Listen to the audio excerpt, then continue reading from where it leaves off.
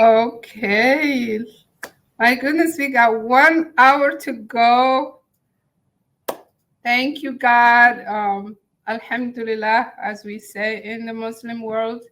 Thank you for sticking around. Thank you for listening. Those of you who are unable to attend, the videos will be available, I think, by end of tomorrow on our website, so you can watch. The session we're taught that is next to that I'm so excited to participate is talking about equity. Lately, I've realized the work I do, because I'm the director of ISRON, I'm always in the front in talking about, well, why we're not getting the resources we need to support our families. Based on the data that we have, we're serving so many families and we're underfunded. So when I have a conversation with, especially the county side and the government side, everyone talks about scarcity. Scarcity. Oh, we don't have that contract. It comes up every 5 years. And I would say, why every 5 years? You have a need. You have people who are in need. We have the capability to serve. Why do we have to wait 5 years to get an RFP out? And people give me the look of, well, that's how the rules are. And then they turn around and use keywords about equity. Oh, we are working hard to address inequity. Oh, we're working. And I would say, how? So literally, I started isolating myself in not going anywhere. No meetings, because it's so disingenuous. And it creates more distrust and isolation. Frankly, I don't go in, I don't participate in any equity conversation. And so it's becoming totally fake. It's becoming a performance.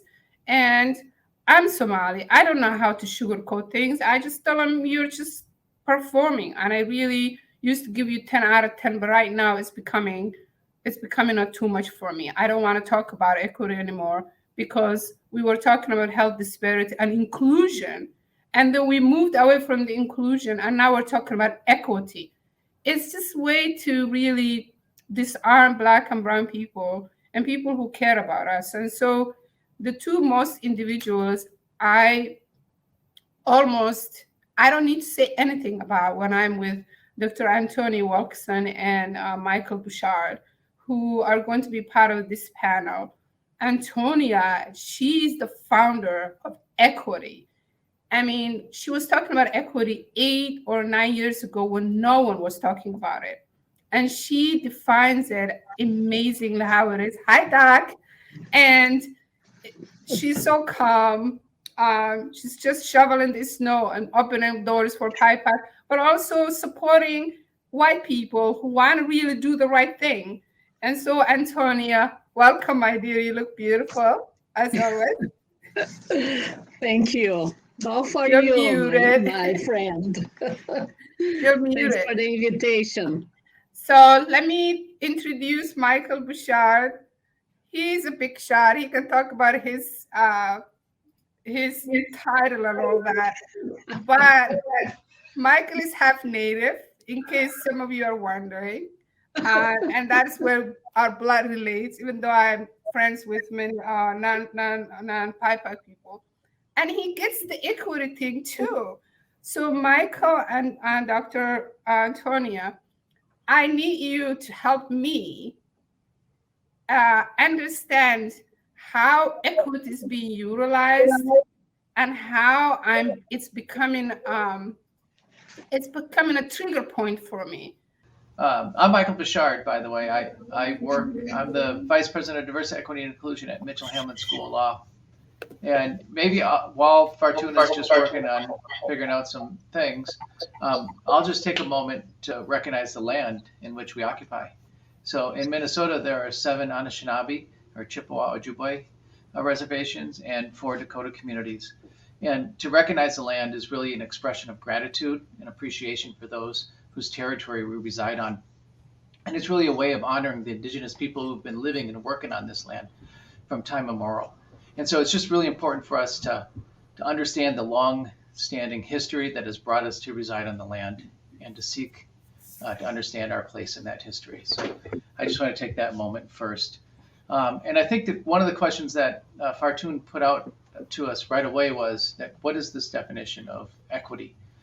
And really there's, like in my office, right, I run the Office of Diversity, Equity, and Inclusion. And so we think of diversity as being, all the ways in which people differ. And then equity is that fair treatment, the access, the opportunity, the advancement for all people.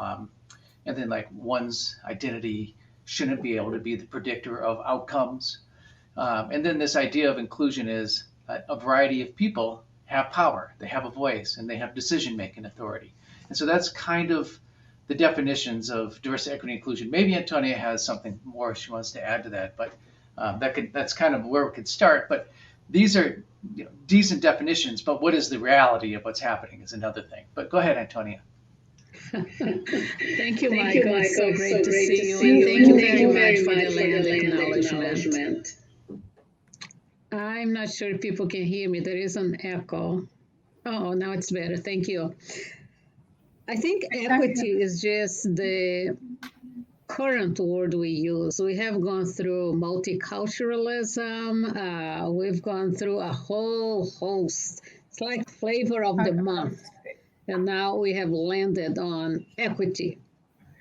But I think basically the way that I see it, all of my work is around human beings treating other human beings with dignity and respect. And that without any qualifier. We are not talking about if you're Black and you're white, we are going to interact differently.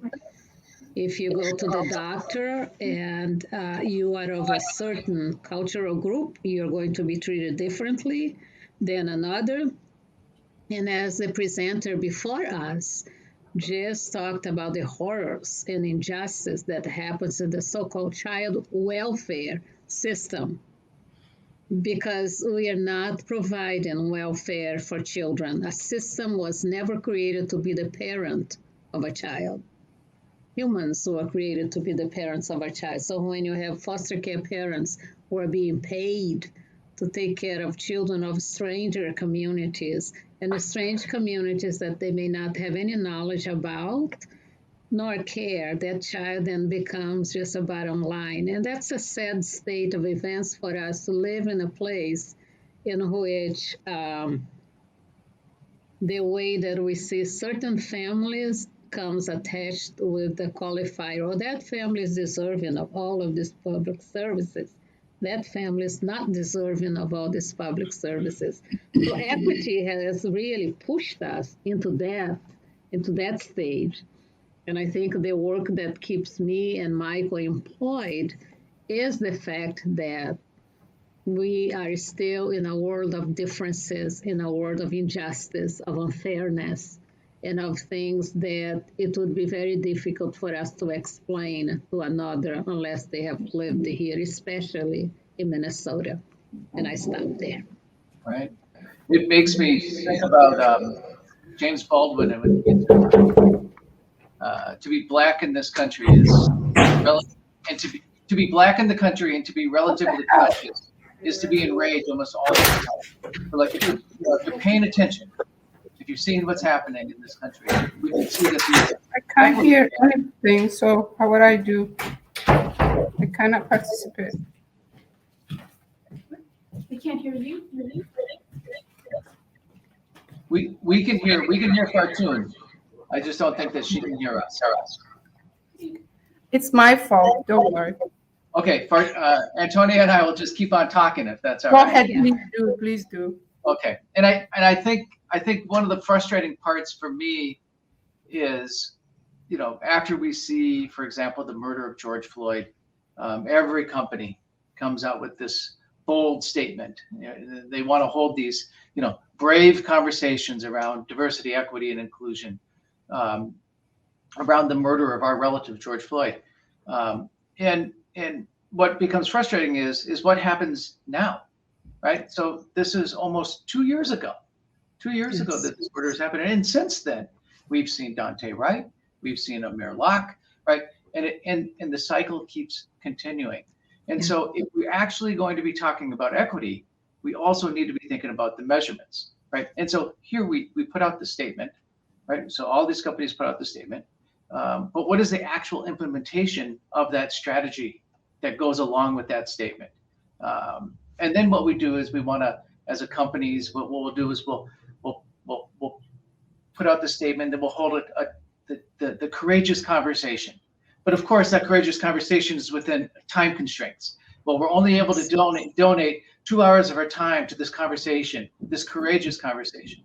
And then, during that time, the white employees get the opportunity just to talk about what has happened, right? Like, oh my gosh, I can't believe this has happened, and I am so shocked.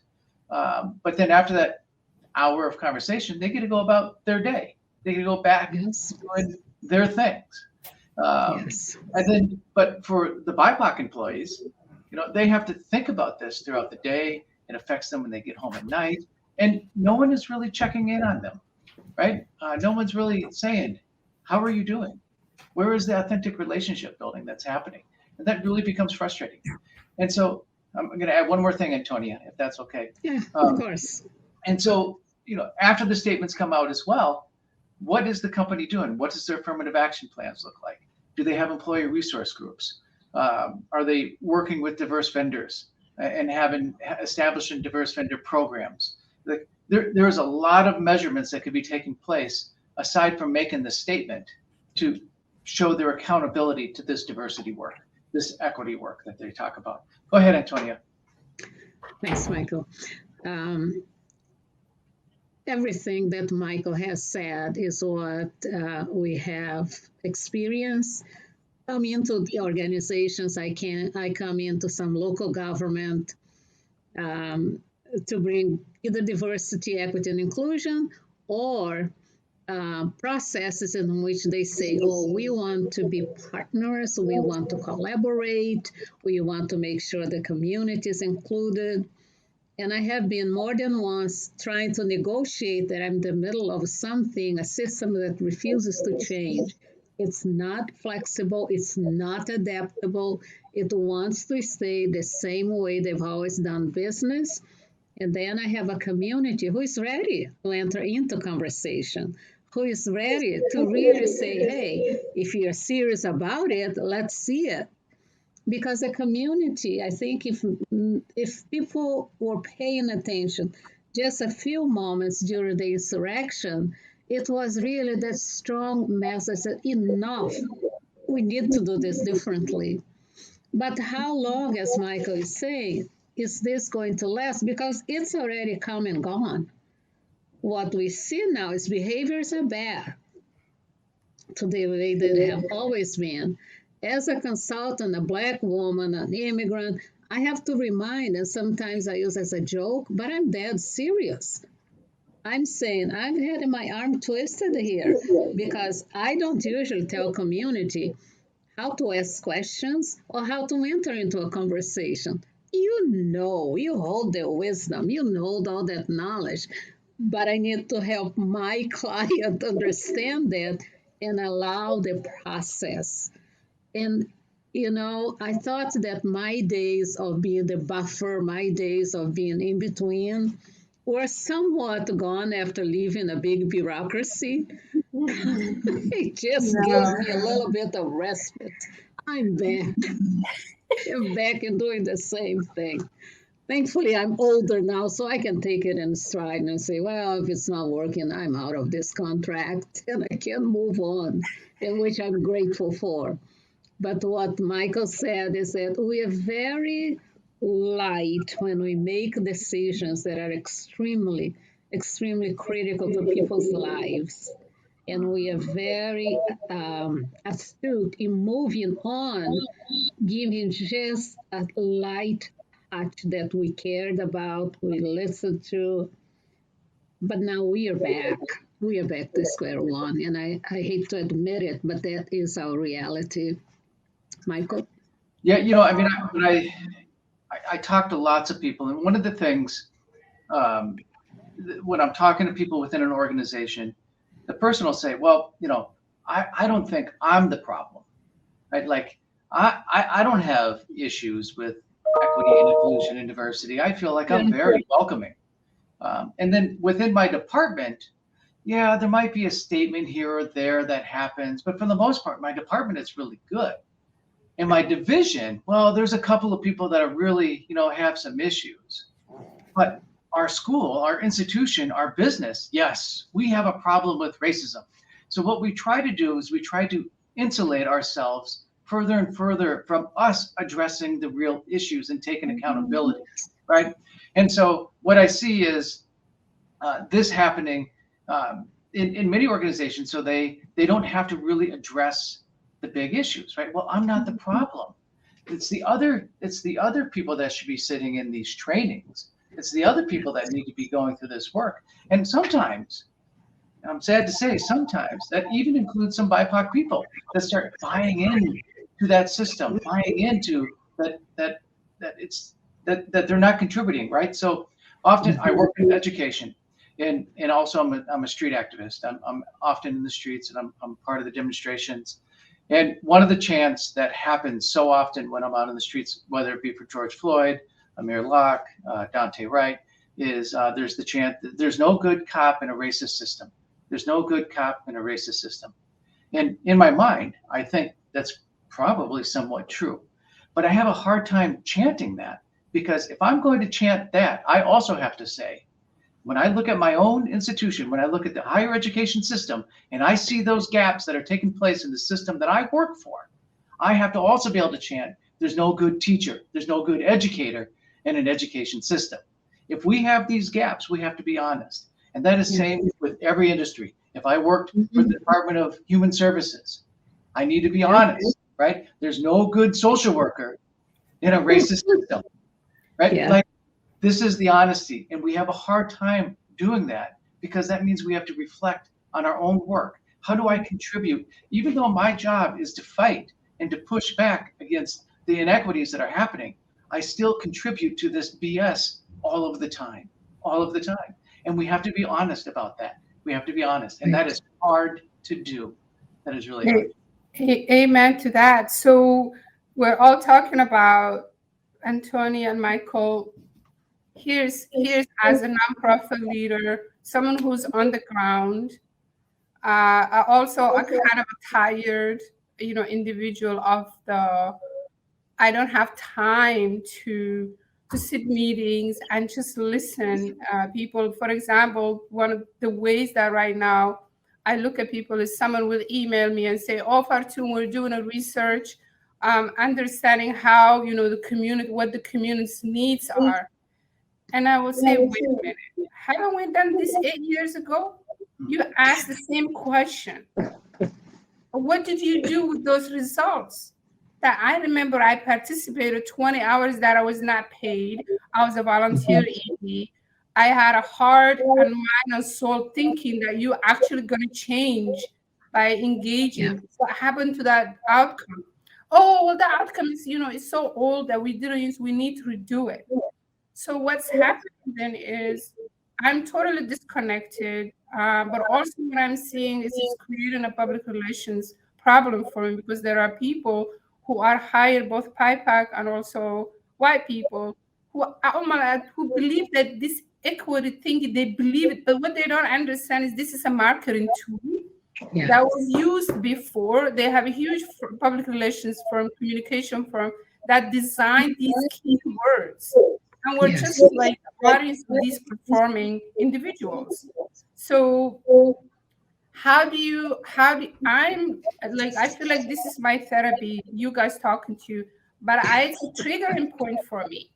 I do not want to hear it. I don't want to be part of it.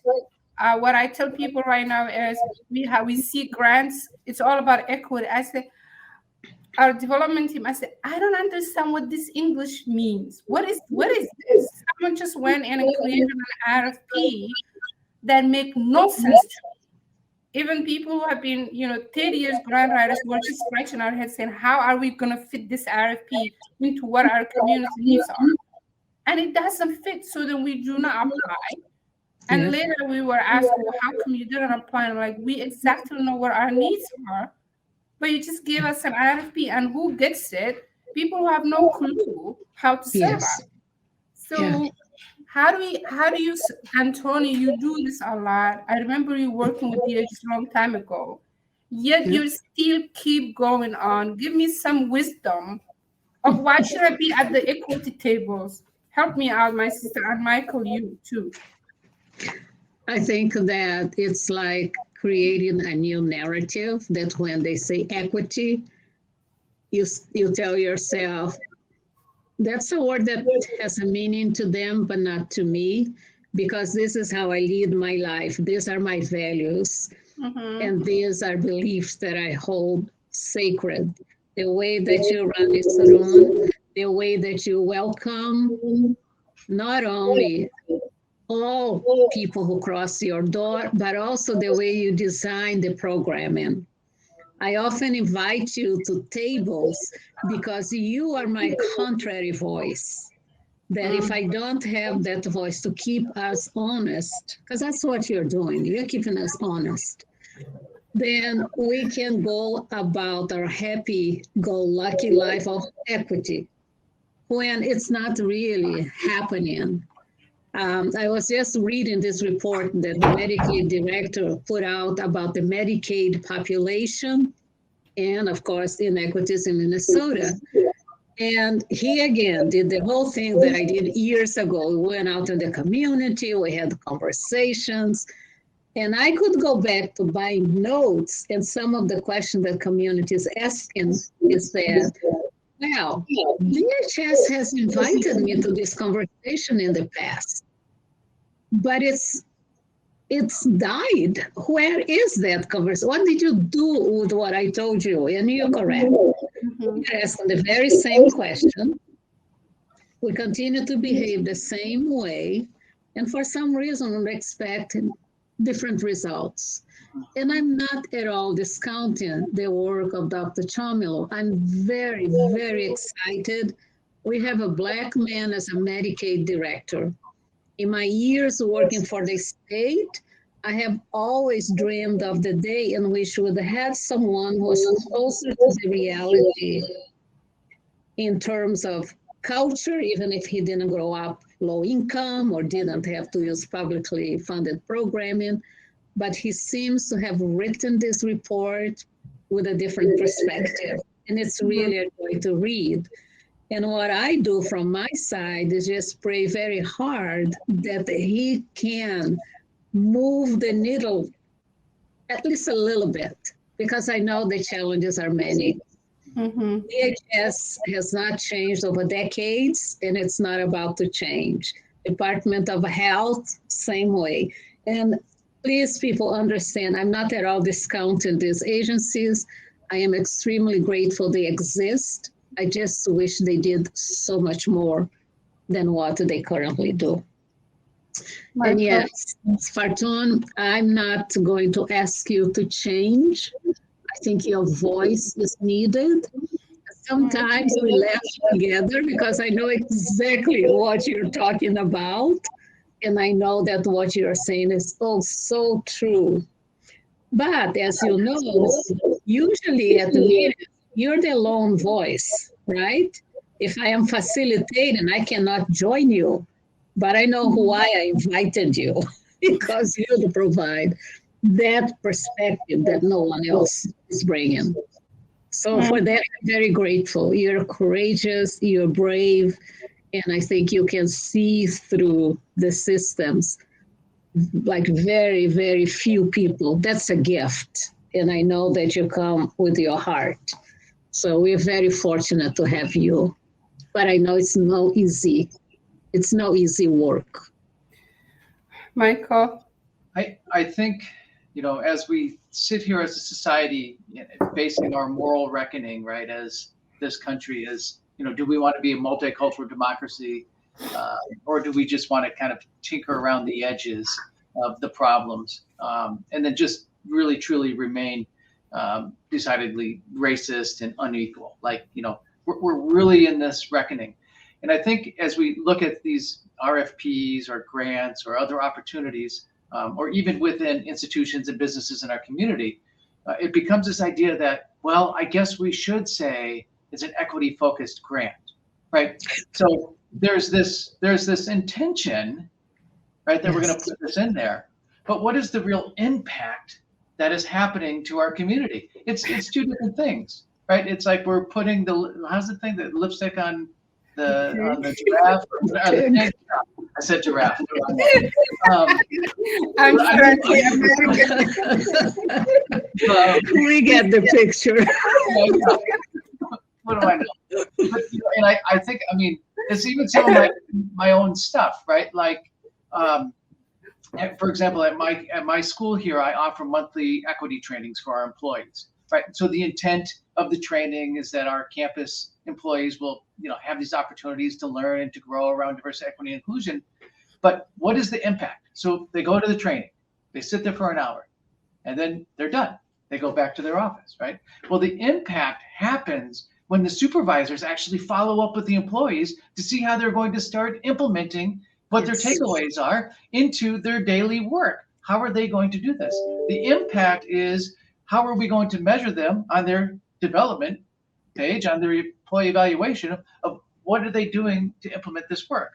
We can have BIPOC resource groups, right? The employee resource groups, which can be great. And they have the opportunity to give some suggestions and strategies to HR or whatever else may happen.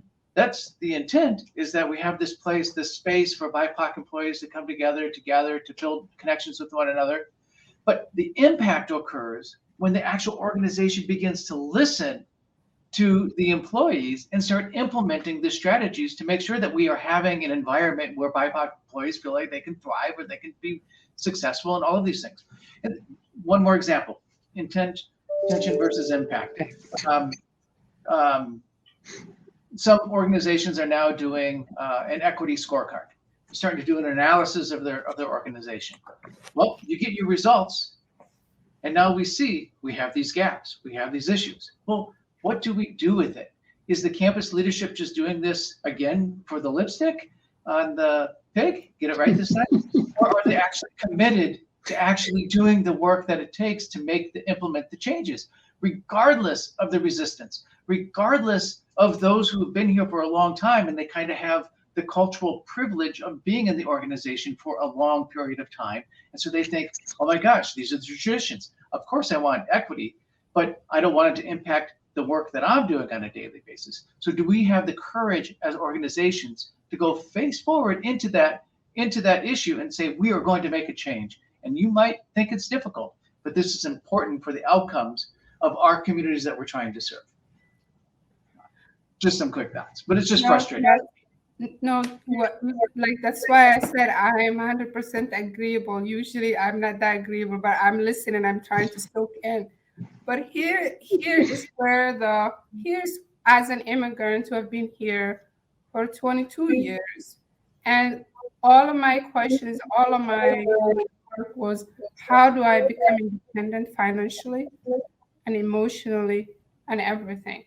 And so the work Isron does, the reason we're relevant is that's the lens we're looking at every individual that walks in. It's like, how can we remove you out of, because working poor, whether, Black or brown or whatever, like we're talking about the ones that we serve. For example, one thing Richard was talking about, on poverty. Right now, we have over 300 food shelves in Minnesota. Listen to me, brothers and sisters, and those who are listening. Over 300 food shelves in Minnesota last time I checked. Yet, the hunger industry is telling us that, is it 5 out of 10 kids of both brown Black people are sleeping on hunger? We just saw millions and millions of dollars being wasted.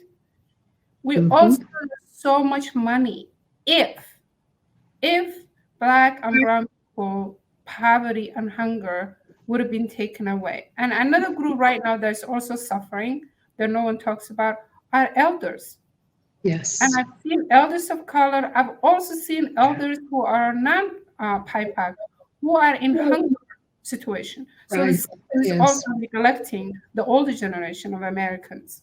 And so my question then, what I realize is, what would this poverty industry do if there were no Black people who needed food, if there were no Black women or PIPAC women who were vulnerable, what would the child protection do? What would the foster care home do? What in any institution? So many of the people that are talking about equity and inclusion and equality, they've never thought about how they feel if someone like me and someone like you, Antonia, will be equal to them. It's a nightmare. Oh, no, it's not. It is a nightmare. So we've been entertained to believe that these guys are doing that. And 8 hours of talking behind the scene is jobs for someone, but us, it's a lifetime commitment of work. So what I've been doing, and I really, really want us to, as a PIPAC individuals, and also Michael and others who really understand this, we need to say, stop the performance. Yes. Stop the performance. And also, Michael, you do training, and Antonia, you do training. We need to talk to the PIPAC leaders who are being pushed in these fake positions because it's not sustainable. They're put in there. Someone like me who just hired me as a position to say, go change the whole world. But the people who hire them know that this is not a real change. So we have many, many broken PIPAC individuals who have been hired by big institutions that realize they've been cheated, they've been lied to, they've been dishonest to. So the question really, it's a loaded question.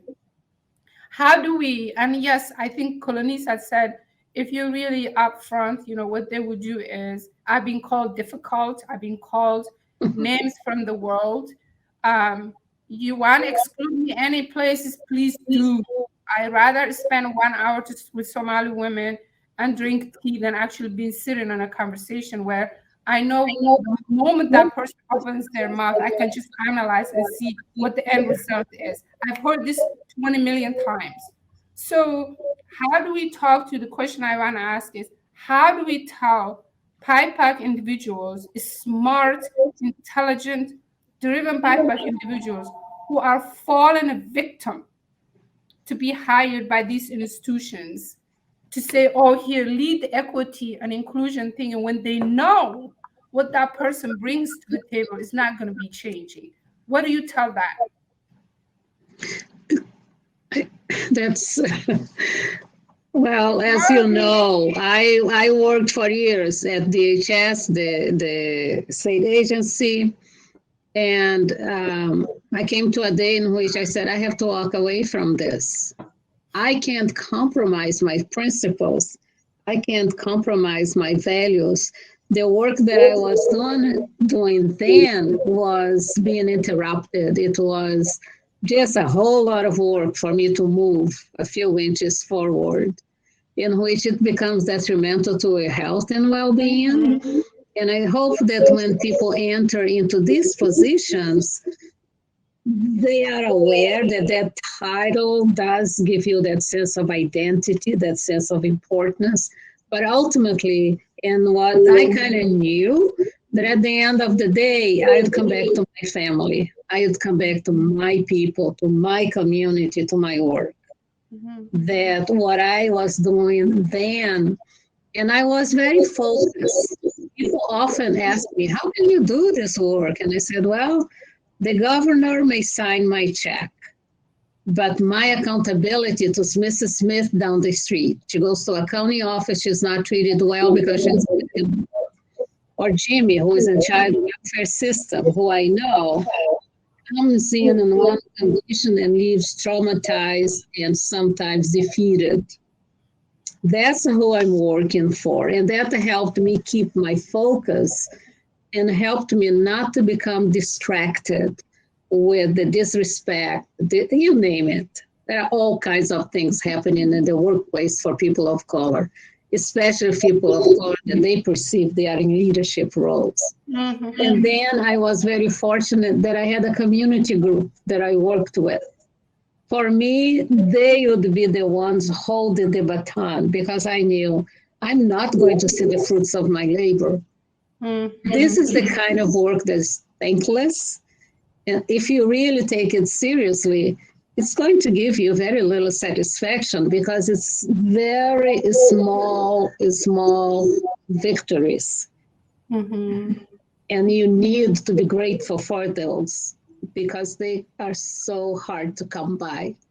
I am very grateful I had the opportunity to do the work that I did. He taught me a lot. And it's work that I can continue to do as a consultant with a certain level of flexibility and autonomy.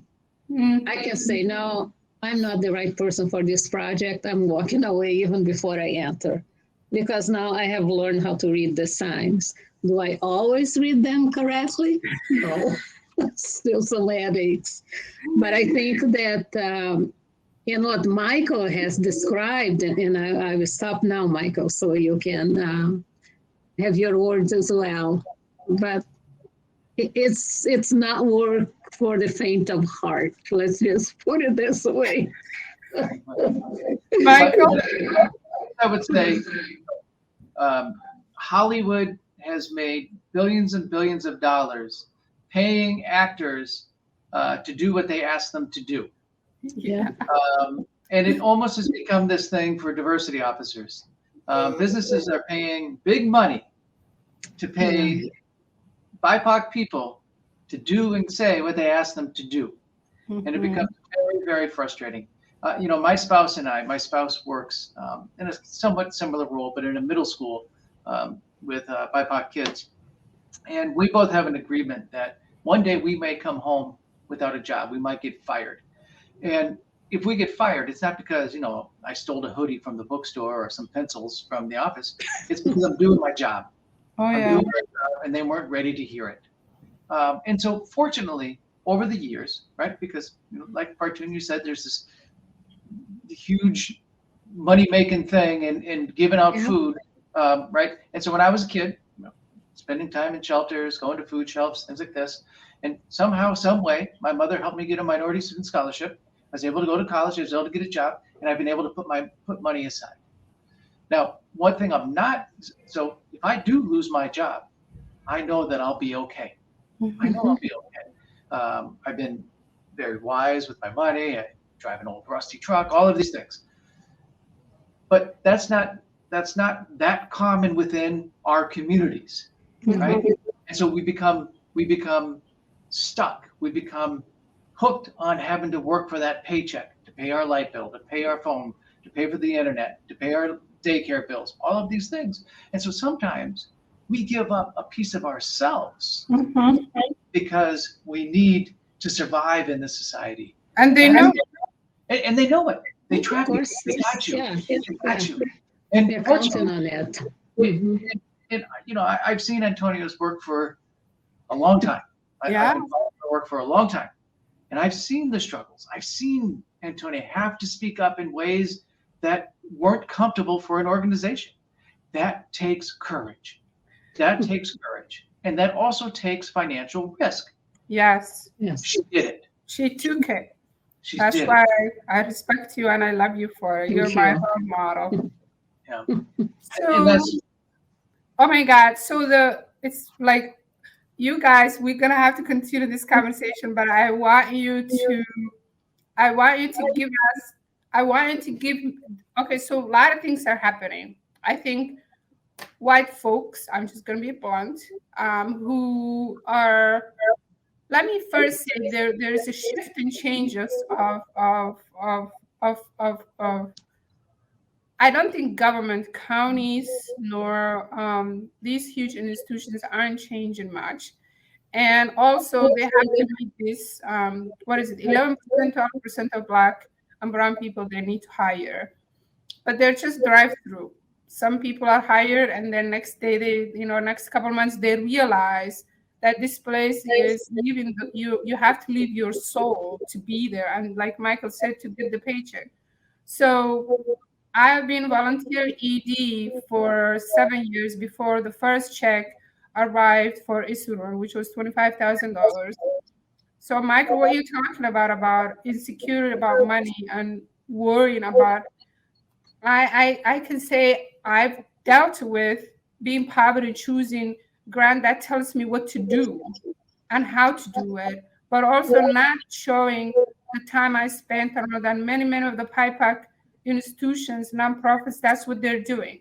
They're doing close to $200,000 program, and they're being given 30,000, and we take the 30,000 because we need to pay the bills. So we, as a community of color, because of the need that we have, we're not going to get off the ground. So my hope is that your intelligence and your drive, you will help me not to have a heart attack and die soon, because I cannot deal with it anymore. So what kind, in like a minute or so, what are the key things that you do to keep yourself sane?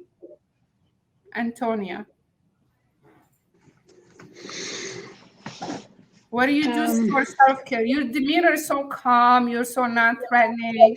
I can't even tell if you're mad or not. That's a gift from God, which I don't have. But tell me what you do anyway. Thank you. You're so kind, Fartun. I love you. I have a very different way of expressing my rage and my anger. And I do pray a lot. I have to have that connection with something that's bigger than myself, and that belief that my ancestors, spirits, they guide me. And it's also create that sense of accountability. Mm-hmm. I often used to say that at the end of my workday, I always wanted to be able to look at myself in the mirror and be fine with my conscience, be fine with myself, and be, leading that life that I said, yeah, I kind of took some risk, and that may have been irresponsible, but what else could I have done? I wouldn't have been well with myself if I had lied, or if I had pretended that something was all right when it wasn't. And yes, you pay. I'm no longer employed there. Some of my friends were able to stay longer in the state, get bigger pensions and all that. I'm very happy with what I have. I'm very happy to continue to do work that I love, and it does feed my passion. It's not easy work, but it's work that I'm so committed to continue because it is needed. Stubborn.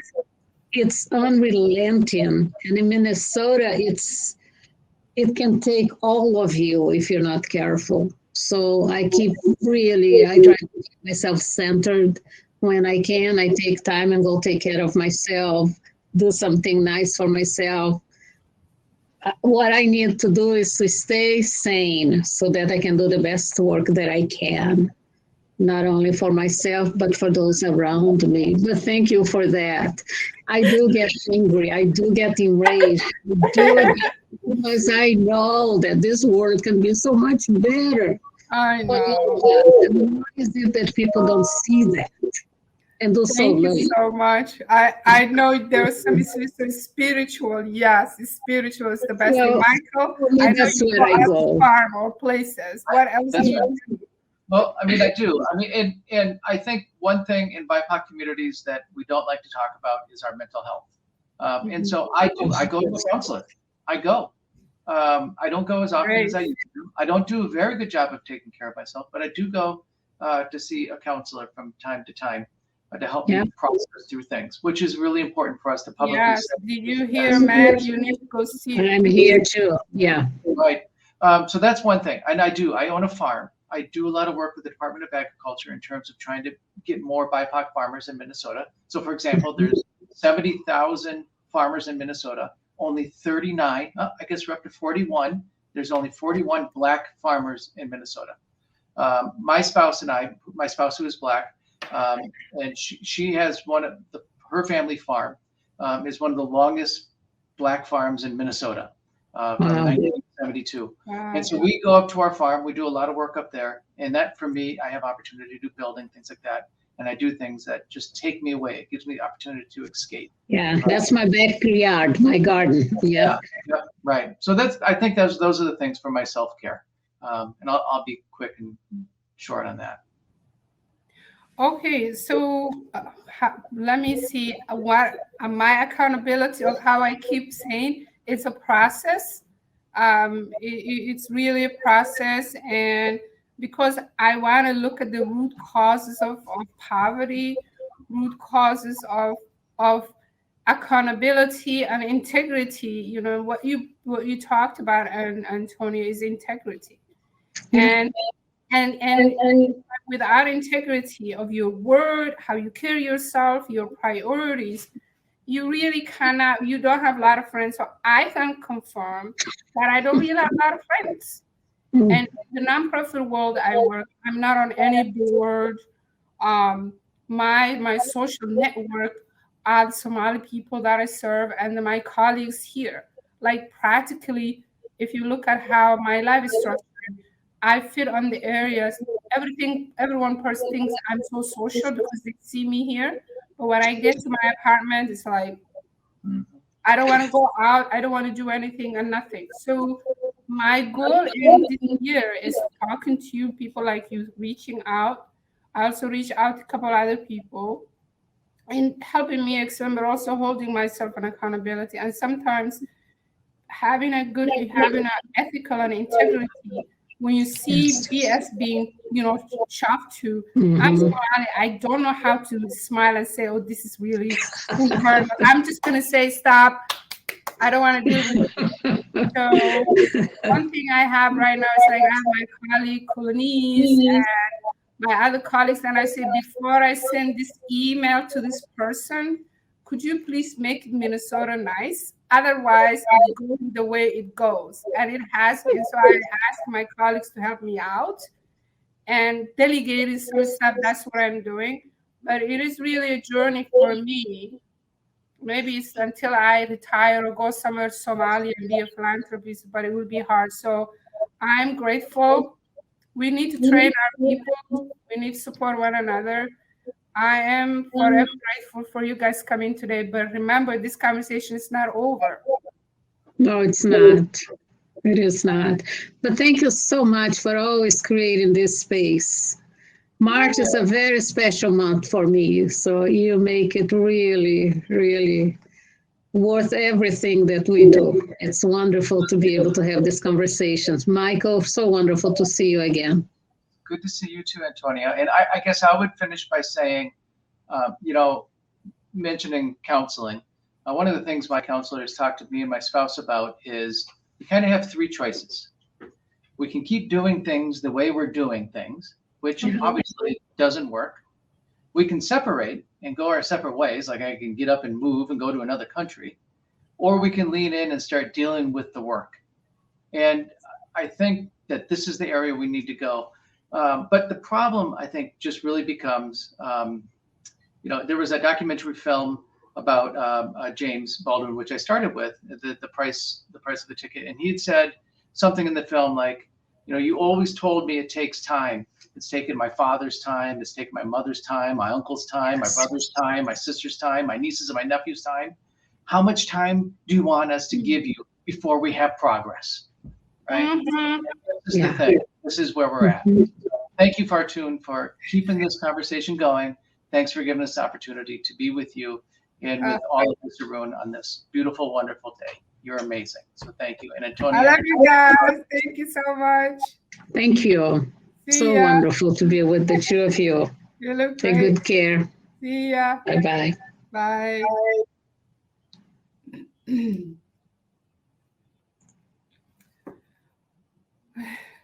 So,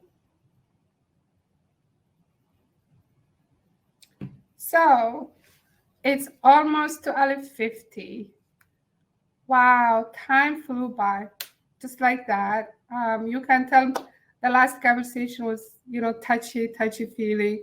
When you have friends or people that you can trust, that you can be vulnerable with, it's easy to discuss things. So, in closing today, this is what I, as Isron, lead. And by the way, we have amazing team, volunteers, staff. We just added a new associate director, an executive assistant is joining us this week. as we build Israel's infrastructure. What I'm leaving as a Black, as a woman, but also as a PIPAC woman, as a first generation of immigrant, what I need to do more, and I'm asking you, Somali women, African women, other women of color, and even white women, I want to tell you that we need to stop alienating our men. 50% household is almost a death sentence for PIPAC women. We need to keep our family together. Mom and dad household is going to help us out of poverty. What we need to plug in is more advisors, more counselors, using our culture and our tradition. I know when some of you hear culture, you think culture oppresses us. Culture does that to us. No, there is a strength in our cultures and there is a deficit and weaknesses on it. Let's not throw our cultures out by 100%. What are we adapting? Say, for example, we're here in America. What are we adapting? What culture are we adopting? Women are stronger. Women are this. We have rights. We have this, that. Yeah, I do. You do. But white women still don't make $1. As African American, I don't even know 67 cents or 74 cents. As an immigrant woman who has $56,000 student loan that I need to pay soon, what am I going to make? My salary right now is 40% less what a white woman will be paid. So economic inequality exists everywhere. But mom and dad households, let's think about that. Let's think about how we can save our marriages. Let's think about, of course, you don't want to keep abuser. You don't want to keep bad man in the house. But you as a mom, you as a woman, have responsibility also. Do not buy in. I'm this and that and try to kick the fathers and the husbands out of the house. We as a Black and PIPAC women, we have a work to do. You already have the highest high school, college graduates. You already are surpassing any other women and graduating and getting college degrees, open up business, go see the malls, Somali women, small business owners they are. We just need more equity to invest our businesses. But while we're trying to keep mom and dad household part of our core values and our work in this year and moving forward, what I also want you, I'm going to promise to you is that I will take care of myself. I dismiss anyone who give me praise because I feel like don't give me any praise. I just want to be behind the scene. Thank you for those of you who are pushing me to accept praise, to accept that I'm worth it, everything I'm doing. Also, let's figure out a money to hire coaches. As Michael said, we also need to go see a therapist. We know when we talk about therapy, we think we're crazy. No, we're not. We just need someone else that can be safe, that we can talk to, that can help us. If we don't want to see a mental health specialist, we need to figure out, and I will work on some money to put out soon to get you on a regular coaching. So you have someone other than family members that are guiding you with your career, with your money saving. The last thing I want to conclude is I'm talking to our all African Black men. Take care of your sisters. They're very strong. They may be a headache to you, but if she's educated or not educated, she's the best thing that could happen to you. Be kind to us. Be kind to us. Take responsibility. Take responsibility. And we need to work together to make sure that our communities are safe. Last thing, if young girls in Somalia, in Kenya, anywhere in the continent, in America, are selling themselves because they need some resources, shame on you, the one who is just paying and just having sex. We need to end prostitution. We need to end prostitution that is based on poverty. Targeting, I know those guys who go to Somalia, diaspora guys, getting married young girls and then leaving them and divorcing them. Shame on you guys. Stop. Let's support one another. When you hear Somali women say, I need my rights, don't say this is a feminism issue. Don't do that, please. I have 8 brothers, so many nieces, so many nephews. I love you. I cannot hate you. I have no alternative but to love you. And that's who we are, Black women, brown women. We care about you. It's time for you to take some responsibilities and be nice to us. Work hard for us as we work for you. Happy International Women's Day. I hope I see you soon. Assalamu alaikum wa rahmatullahi wa barakatuh. Bye, everyone.